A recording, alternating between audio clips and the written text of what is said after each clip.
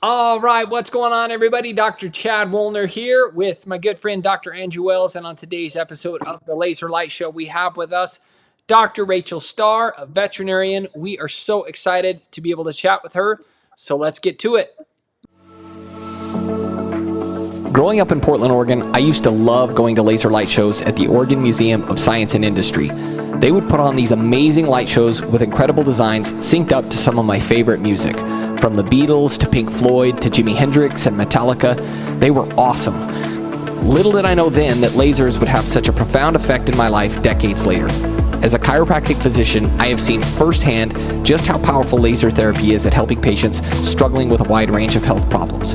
As the leader in laser therapy, Erchonia has pioneered the field in obtaining 20 of the 23 total FDA clearances for therapeutic application of lasers. On this podcast, we'll explore the science and technology and physiology behind what makes these tools so powerful. Join me as we explore low-level laser therapy. I'm Dr. Chad Woolner, along with my good friend Dr. Andrew Wells, and welcome to the Laser Light Show.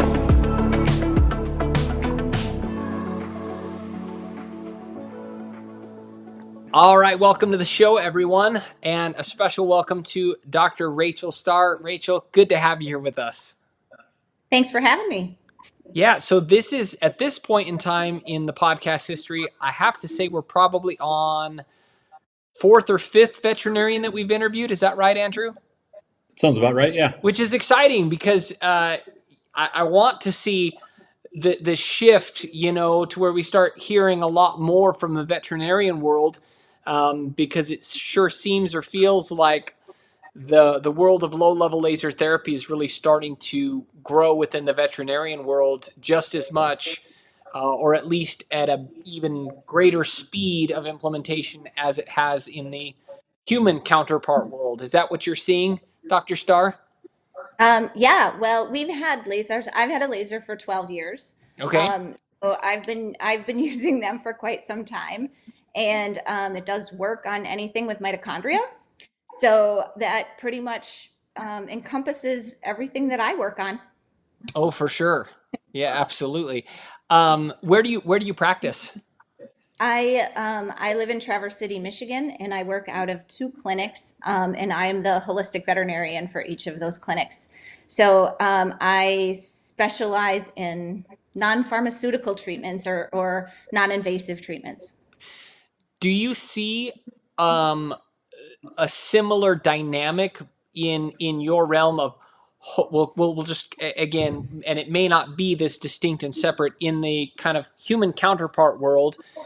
There is still, I think, very much this distinction and separation between what people would designate as kind of traditional medical and then this massive bucket of like alternative, complementary, integrative, all these different synonyms, holistic, things like that. Do you see a Yeah. similar dynamic in the veterinarian world as well? Absolutely. Although lasers are the one thing that have become well accepted in the general community, unlike in human medicine. Most, a lot of, I won't say most, a lot of conventional veterinary clinics at this point have laser therapy, but there's a lot of misinformation in the veterinary community because we don't have FDA regulation. And Oh, so there's a lot of class 3B and class 4 laser therapy done because we don't have to have FDA clearances to make claims. okay. Wow, that's interesting. For those who are listening versus those who are watching this, Dr. Starr does have a guest. I don't know if you can hear a little bit of wiggle there, but you have a guest with us. Who's the guest? I do. This is my 5-year-old dachshund, Puck. And if my lap is available, that's where he's going to be. I think dachshunds are absolutely adorable. Our friend here in town has this dachshund that is just the sweetest, cutest dog. They are just so darn adorable. So, yeah, that's Yes, awesome. they're vocal though. Are they? They do Yeah, a lot of singing for you? he barks. Yeah. Yeah. So I'm sorry if you hear him at some No, point, no, but that's great. sleeping on my lap, he won't contribute. Oh, that's awesome. Fantastic. So, Now, what is it in your practices? What types of patients are you seeing? Um, Well, do the majority of the treating that I do is with nutrition. So I see a lot of patients where we are working on whole food diets, and we're trying to do fresh food diets instead of um, kibble, which is really processed food. And if you think about it, I have a lot of owners in the human side of things who wouldn't eat processed foods for themselves, but they'll feed their dog kibble, which is kind of the ultimate in processed food and isn't macronutriently balanced to what we know we should do for dogs and cats, for carnivores, I should say. Too many Yep. carbohydrates for carnivores. And then I treat specifically with nutritional supplements, and I adjust and I do laser therapy. So when I look at what is this problem and what am I trying to address in this animal, I oftentimes use the analogy for people of building a house. So if we're trying to rebuild this structure in your animal, we would need both the raw materials to do that, right? That would be nutrition. And sometimes we need the workers as well. And that would be laser therapy. And so every time we laser, we're going to go from maybe 2 workers to 4 workers to 6 workers. Mm. And so we're going to get that done faster. We need to put in the right components, and then we need to give the animal the ability to use those components with the laser. That's a great You analogy. know, I always thought for pet owners, we think of pets as our family, yet we feed them stuff like you mentioned that we would never feed ourselves. And if you look at like, I remember I went to school. I remember to school close to like a Purina factory, and it was like the odor that came out of this place was horrible. And it was just, it's mainly corn, GMO corn and all this stuff. And I'm like, man, that's pretty awful stuff. When you look at the food that's sitting on like your, grocery store shelf in these huge bags, like most people I think would know that that's not the right thing to be putting in their Except for, families. They're right. Except for we've been telling people for about 40 years that that's the right thing to put into their pet. yeah. And so a lot of people, it's just a lack of knowledge, right? As we gain more knowledge, um, just like in processed foods, we killed a lot of people in the 80s with margarine because that was the recommendation that was made. And I think that would be a very similar view to what we see right now, as far as I have many people who come in and say, "Oh, my dog never gets any people food." And I say, since when do people corner the market on fresh foods, right? That's and they kind of, because they're doing healthy things for themselves, they have this like epiphany where they're like, "Oh my God, you're right," you know. And then we can have a conversation about what we can do to make their pet healthier. Years ago, maybe 15 years ago, I bought a book. I saw an article on Dr. Mercola's website. It was promoted by a veterinarian. Her name was Dr. Becker, if I remember Yeah, right. So I bought her book, and the whole book was like how to make your own pet food, like yeah, raw pet food. And I bought it, and I actually started the process. And full honesty, like I started, I'm like, this is really hard. And because we were at uh-huh, a we were at a stage in our life where I'm like, I just need to worry about like my wife and I eating healthy, and that was like right, our primary focus. And so we kind of retreated back to, well, we won't do kibble, but we will like we found like we actually were very close to a great pet food store that had done for you like raw foods and done for you healthy foods that were not, not your traditional Purina like food. And I'll right, have to say, like our cats, they didn't really have any like chronic diseases or funky right, tumors growing up their body that I've seen with my friends' pets, like all kinds of weird growths that are on these yeah, poor animals. Like I'm sure you've seen tons of it. Like you see like tumors and like all kinds of joint issues and arthritis yeah. and lack of energy, and like that's directly related to the crap food that we give our pets. All the things that stem from inflammation in the gut Yeah. Absolutely. and imbalanced microbiome. Yeah.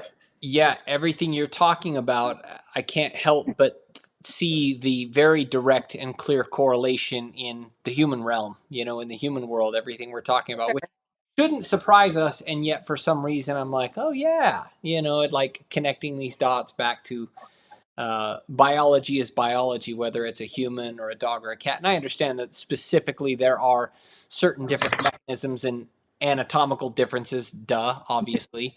But, Right.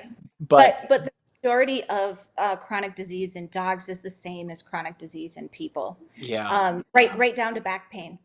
yeah, yeah, yeah, We yeah. see a lot of back pain. Probably the number one thing I use a laser for is back pain in the clinic And that's got to because be that's got that's to what be we. so cool to see, right? Because my guess is similar to humans, you probably see pets kind of dragging in or being carried in, Yes. and then being able to maybe describe that for those who are watching or listening, what a typical scenario looks like in terms of that. Of back pain. Yeah, yeah. So pet owner, what is that? What does a classic case look like? The pet owner, drags the animal in, carries the animal in, animal can hardly walk or whatever, and then how many sessions, all that fun stuff. Well, it depends on the degree of, back pain. Just like in people, there are Sure. people who just barely move or, that can't get out of bed. Yeah. There are people who just live with their back pain on a daily basis, right? Yeah. So it can look like anything from the pet all of a sudden stops eating and because they're painful, they won't eat. Or they can't put their head down or they can't, to get into a bowl. Mm, They usually come in hunched, like they're guarded. Their back is hunched up. When you go down their back, they flinch, or sometimes they'll even cry. Or if you move their neck, that sometimes it's neck. Some just like in people, could be cervical, could be thoracic, could be lumbar. mm, Um, Actually, lumbosacral pain is really, really common. And or to the extent where you have a herniated disc and that's impinging on the spinal cord, they could be non-ambulatory in the hind end, right? They mm, could be dragging a hind end and not be able to move it. And that's actually, if they don't have deep pain, that's a surgical procedure in order to get that because you've lost the entire spinal cord and you have to do it quickly. Um, so there's all varying degrees of sure. and most of them are the dog standing hunched, doesn't want to move much, not eating. And then, I see really varying degrees of response or how many lasers does it take. Mm, Um, that varies from animal to animal. I think, again, it comes down to what are their reserves and what is their ability to respond. And people always ask me how frequently we should do it too. And my other analogy is so if we're going to climb a ladder, I don't know exactly how many rungs are on the ladder, but if we're going to climb a ladder, the more frequently you laser, you're going to go up a rung every time that we laser the animal. mm. And so the question is, how fast do you want to climb the laser or the ladder, right? The laser ladder. Yeah. The laser ladder, Yeah. exactly. Yeah. So when I generally start those dogs, we have packages of lasers in the clinic, and I usually start them with a package of 6. And part of that is going to depend on how often an owner can get a dog into the clinic, right? Unfortunately, we don't have a rental program. I would love to have a rental laser, um, but we don't yet in our clinic. I'm working on that. So they work and people work. Some people some people are retired and that's, their baby, they can bring it in and we can do 2-a-days even. So that depends on the owner and what the owner is able to do. But I generally start with 6 and then I reassess. Are we continuing to get benefit? Is the dog doing really well? Do I think it needs more? Yeah. That's fantastic. What types of so what specific lasers are you guys using in your clinics? So I have um, I have a base station with 2 red and a violet red, and I personally at home have the first laser we bought. I bought from the clinic when we bought a base station for the clinic. So I have a PL5000, which is an old um, red light 635 nanometer, and at home I also have a GVL. So I do sometimes bring my GVL to work and use it on animals. That's fantastic. So I do have, but in the clinic, each clinic I have red and violet.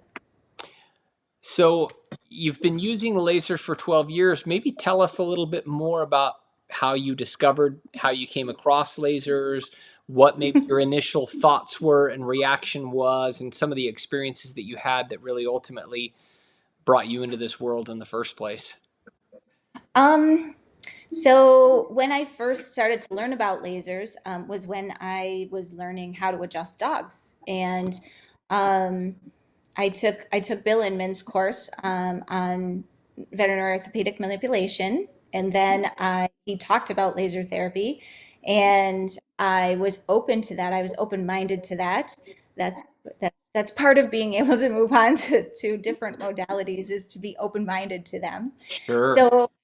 So I started to do research on lasers, and I had some sales reps come in for a class 4 laser, a class 3B, and I talked to the people at Erchonia. Um, and I did some research on how lasers worked and how I could implement them in the different, types of things that lasers could be used for. And it seemed like I wanted a red light laser and with really low wattage was what my research led me to believe. Yeah. And not only that, it was significantly less expensive for somebody who doesn't own a clinic. I didn't own the clinic. I had to go to my boss and ask him um, if I could, or to buy me a laser. Here's thousands of dollars to spend on something that I'm going to use. And he said, do your research on it, and as long as you're using it and billing for it, I'll buy it for you. So I said I promised to use it and bill for it, and I did, and I was getting really good responses. And so about 2 years into it, so we have a mixed group of people that come to that clinic. We have some affluent people and we have some less affluent people. And when you're talking about things like a cruciate tear, like an ACL in people, dogs have a cranial cruciate ligament, which tears just like in people. Mm, And some people can't afford at that time is about $1,500 to $2,000 to do that surgery. But I could laser them and get a non-laid dog in about 3 months, which is about the same period of time. Not every dog, but many of them. So sure. this was the less expensive option for people who didn't have the money to be able to pursue like, the gold standard care. And I was having some good success with that type of thing. So 2 years later, I was at a laser conference, and I had told my boss that I really wanted the violet laser. I because I just had red, and I was transporting this laser back and forth between the two clinics. He owned both of them. Mm, And so I was only billing on the days that I was there, but I was like, I can write a protocol. I can bill when I'm not even in the clinic. And he was like, okay. So I called him from the conference because, of course, there was a conference special. And I said, if we buy a base station, um, this is the special. And he said, well, what if we buy two? And I said, what do you mean buy two? And he said, don't you want the violet light in both clinics? And I said, of course I do. And he said, well, we'll trade in the old one, and then I'll buy you a base station for each clinic. So clearly I was billing enough for it, right? That he saw the value in it. sure. And then we came home, we got the base stations, but we had a technician at that time that was doing rehab in-house post surgeries for animals that had had orthopedic surgeries. And she was carrying the PL 5000 with her, which was transportable. And she didn't want to give it up. And so we ended up sending Erchonia a check for that one too. That's awesome. Didn't turn it in. So we had three lasers. And then that original PL 5000 is now mine for my personal use at home for my animals and my children and myself and my husband. That's amazing. That's that's that's amazing. Yeah, it's nice. That's a nice perk of the job to get those, be able to have lasers that you can produce Yeah, patient see, results and financially, yeah, you get to take them home. It's nice. correct. Well, What? and I bought it from the clinic, but because again, it's not my clinic, but that laser has been used. I mean, that's a 12-year-old laser. I'm still using it on a regular basis. And my kids play sports. We have some injuries, and it works really well in people too. I've had some kids are amazing. If you laser them while they're doing range of motion, you can see increased range of motion while you're lasering them. Yeah, absolutely. I'm curious to know what difference you saw when you added violet into the equation as well as just red, right? Because you had how many years of just utilizing red without the Too. violet? 2 years. So Yeah. tell us maybe a little bit about what started to change, what things you saw coming into the equation or into the mix once violet was added into the equation, I would say and green too, for that matter, now too, right? well, yeah, I haven't had the green one for very long. It's only been on the market since I bought it in February. Okay, So okay, I was excited for that. yeah. Um, I see, I see very good outcomes. And sometimes all you need is red, but I rarely just use red. I use a violet laser on just about everything. I personally feel like the violet laser is so underutilized in veterinary medicine. This is where we need to get education out to people because in a day and age where we have infectious issues. So one of the things that I noticed with the violet is in treating, I can treat skin infections. I can treat, and even I've had some very good responses with animals that are not responding to antibiotics and clearing up skin infections and autoimmune disease. It seems like adding that violet laser in there really makes a difference with skin autoimmune disease. So, violet, we need to be using violet. We're getting antibiotic resistance. We have MRSA. We have in the veterinary world, Pseudomonas is our kind of nemesis when it comes to infections. And this is a tool that we have that there's no risk for, and that we can maybe reduce our use of antibiotics. So from that standpoint, and fungus, we can treat fungus, especially since ketoconazole, which is our major drug against fungal infections, can cause liver issues in pets. So I really think the violet laser is a huge benefit that we need to be educating people more on. Do you see a similar pattern or kind of trajectory, if that's the right word, of antibiotic overuse in pets similar to animals? Because that's been for the past probably 5 to 10 years, for those who are listening, a voice of major concern is this idea that, like, the more that we overprescribe and overuse those drugs unnecessarily, it's creating a problem. We're kicking the can down the road further and further and further when we should really be starting to address it now, because this is Yeah, what's driving a lot of the resistant strains of things. Are you seeing a similar pattern in the veterinary world? yeah, yeah, definitely. So I have been to and going to conferences and I'm seeing more and more continuing education programs and conference speakers and conferences and things like that talking about what we can do instead of antibiotics to try to decrease antibiotic resistance. And we aren't coming up with new antibiotics. New antibiotics are not coming on the market. We need to find other ways to deal with infections. I mean, being healthier and eating better is also a part of that, as Sure. I talked about a little earlier. But this is a tool that I don't understand why we're not using. It's very well researched. And we know it has efficacy from everything from COVID to ringworm and to MRSA. So why we're not using that, I, I think it's just an education issue, which I'm trying to educate more people on using the violet laser as another tool in the fight against antibiotic resistance. Yeah. Boy, it's interesting. We interviewed Dr. Rob Silverman who obviously isn't a veterinarian, but he was talking about how in humans, and I can't imagine it being any different than pets, of how the violet can really help increase anti-inflammatory cytokines to help with resolving chronic inflammation.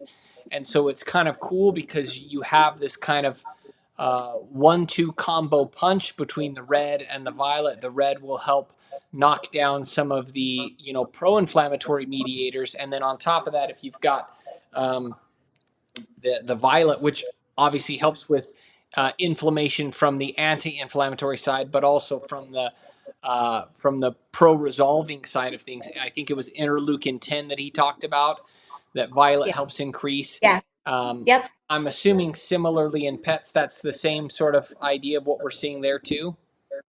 Yes. Yeah. And we're looking at trying to decrease inflammation, increase immune response, and then directly with the violet, kill off, some of those invasive organisms. Yeah.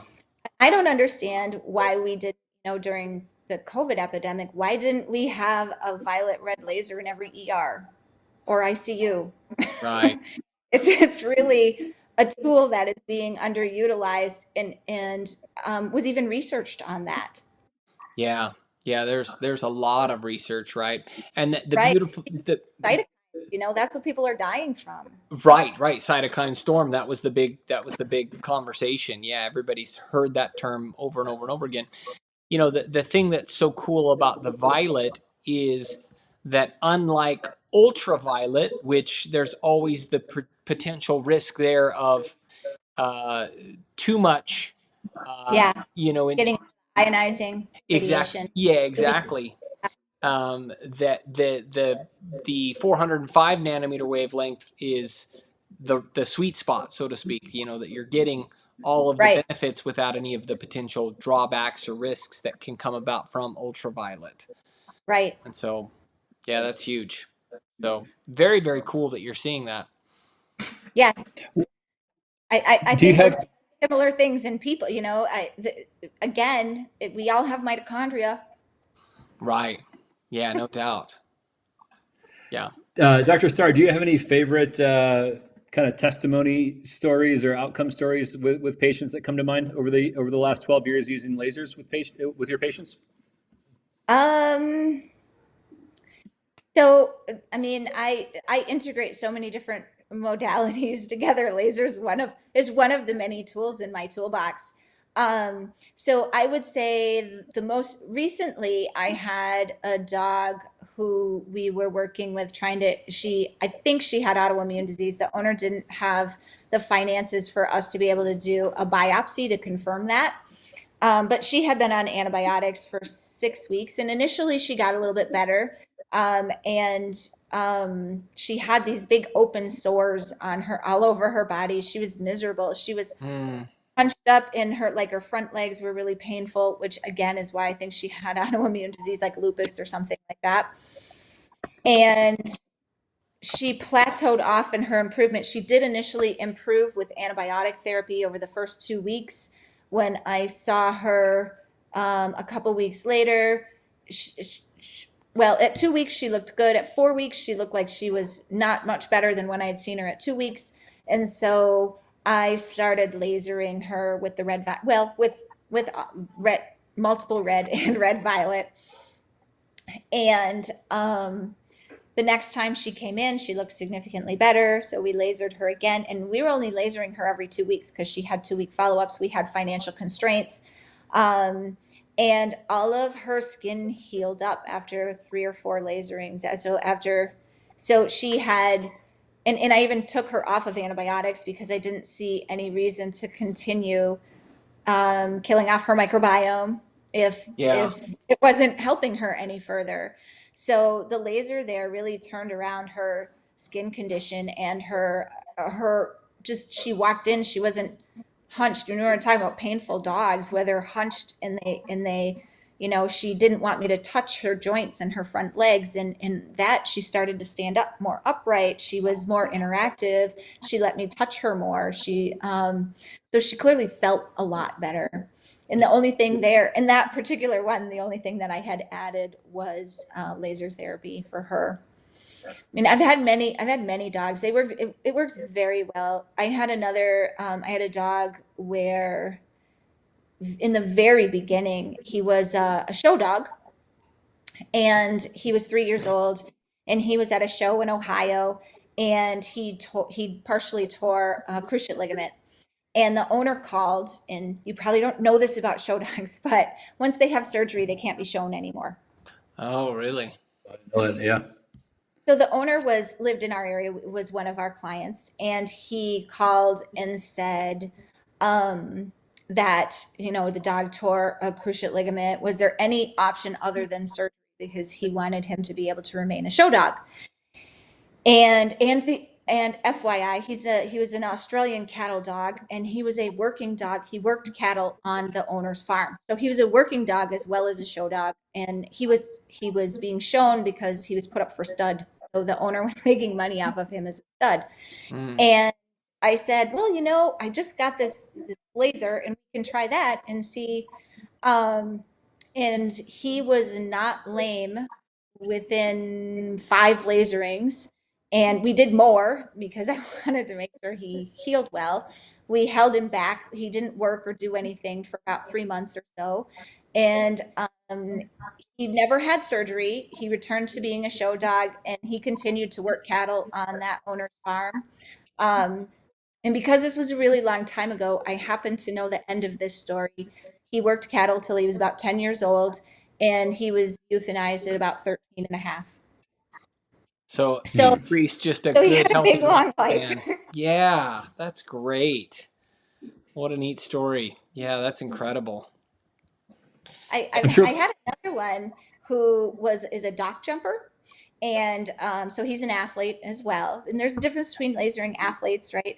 Or in working on athletes, we have a different expectation for the outcome than we do with a family pet who mostly lays on the couch. Sure. So, so he was a dock jumper, and he wasn't performing as well. And the owner noticed some swelling in the carpus, and she had taken him to a chiropractor, and he'd been adjusted. She took him to a rehab vet. He'd been lasered with a class 3B laser. She took him to another rehab vet. He was lasered with a class 4 laser. So she was seeing me for nutrition. And when she came into me, she told me that he'd been through all of this already, but she was still the swelling in the carpus was still there. And I said, well, let me try my laser on him. And she said, he's been lasered already. I said, but not with my laser. Yeah. And we lasered him, and she called the next day and bought a package of lasers because the swelling went down in his carpus overnight. That's such an important story there. Those are all the stories are fantastic, and thank you for sharing those. But I wanted to just take a minute to drill down on that. Um, we know that this podcast obviously is sponsored by and brought to everybody by Erchonia. That's like a no-brainer, right? But it really is true when we say that not all lasers are created equal, and patients need to hear that. Practitioners do too, right? In that, thank goodness that you, and no doubt the pet owner is probably so incredibly grateful that you still press that issue, because it could have been very easy for you to be like, well, they've already tried laser, I don't want to bother them, you know what I mean? I don't want to pressure them or bother them, and yet you had and I don't even want to say tenacity, right? The willingness to just to press that issue a little bit and say, no, you haven't tried these lasers, and Right. that would have been a very Well, easy thing to just drop the subject. I don't want to bother her. She's probably already tried all these different, you know what I mean? yes. Well, and remember back when I did all the research on laser therapy, I Yeah, didn't research. I didn't do the research not to incorporate that into the way that I practice. right. Um, and so I think it's important um, to understand, again, like I said, in the veterinary community, we don't have that regulation over class 3B and class 4 to that they can make whatever claims that they want to. Right. And the class 4 lasers have done a very good job of marketing so that people think class 4 means better, not more Yeah. dangerous. Yes. And really class 4 just means more dangerous. It doesn't mean anything else. Right. And so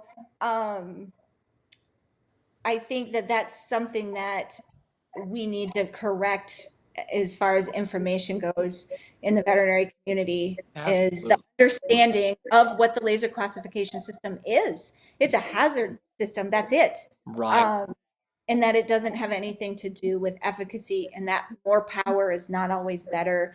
Yeah. Um, so I'll tell you another analogy that I use Yeah. in dosage, and that is if you were going to take an antibiotic, right, Yeah. for an infection, and I said take one twice a day for 10 days, it wouldn't make any sense for you to take 10 twice a day for 2 days, right? Right. Correct. So so when we look at dosage, we need to apply dosage correctly. Dosing It's matters. also true in lasers as it is in medications. Yeah. Absolutely. Great point. We were talking to a practitioner who had spoken with a patient who had been to a clinic where the practitioner had set up a class 4 laser on a stand so it didn't move, and expected the patient to move them To move to move with themselves, which is just like insanity, which is just right? crazy to hear that. But man, that's crazy. But so true what you share there in terms of uh, dosing matters, efficacy matters, research matters, and Right. and good on you for taking the time to do that, to really research for the betterment of your patients, right? Because it makes a huge difference. So Well, and I think we so often we just like want somebody to teach us how to use something and then integrate it instead of understanding how it works. And it's so important to understand how things work in order to get the maximum benefit out of it. absolutely, yeah, couldn't agree more. Dr. Starr, we certainly appreciate you taking time to be with us on this episode. This has been super awesome. We've kind of talked a little bit about a lot of different areas, a lot on violet laser in the vet community, which is super exciting, as it is in the human realm as well. Andrew, any final thoughts? I just want to point out the fact that whether you're working with humans or animals, a lot of the practitioners I've found that have adopted lasers into their practice, they don't get rid of them. They Yeah. tend to add more to them. And so Dr. Starr has been in practice for some time, but using lasers for 12 years. And I imagine, Dr. Starr, that laser therapy is probably not something you're planning on getting rid of anytime soon, I imagine. No, no. I want It's, more. Like I said, I would like to have some to rent out because for the people yeah. who can't get to the clinic regularly, we can Yeah. get their pets out of pain faster if we can send them home and they can do it at home.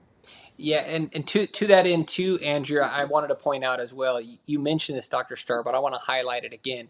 You're still using to this day the same laser you initially invested in 12 years ago. I don't know. I really truly don't know if I can make that same kind of claim with other pieces of equipment. I've had pieces of equipment come and go. And so that's a true testament to the caliber and quality of the products that Erchonia makes. That again, what can happen is either A, the product wears down, breaks down, et cetera, and or B, some technologies just over time become irrelevant. And yet here we are, the quote unquote old technology is still utilizing the same wavelength of light, is still getting great Yeah. results for you in your practice. That should tell practitioners who are considering whether they're a vet or a human practitioner, um, when you invest in an Erchonia laser, you can rest assured 10 years from now, 15 years from now, 20 years from, it'll still be just as relevant in terms of, and that should be very comforting and reassuring, and give them significant peace of mind. So, Yes. My two base stations that are in the two clinics are 10 years old. wow. So, and And, I would love the new touchscreen technology. It's the software that's Yeah. changed, right?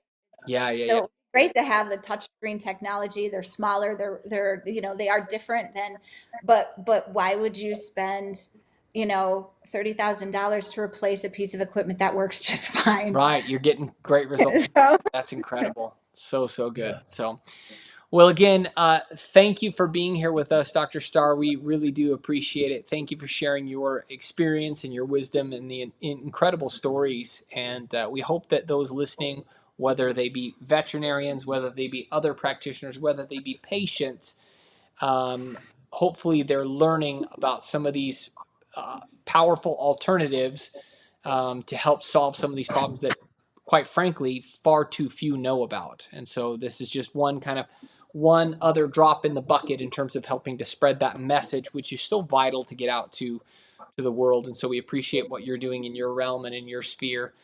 And we hope, again, those listening got value out of this. We would encourage you to share this with others. And we will talk to you all on the next episode. Have a good one. Thanks for listening to the Laser Light Show. Be sure to subscribe and give us a review. If you're interested in learning more about Erchonia lasers, just head on over to erchonia.com. There you'll find a ton of useful resources, including research, news, and links to upcoming live events, as well as Erchonia's e-community, where you can access for free additional resources, including advanced training and business tools. Again, thanks for listening, and we will catch you on the next episode.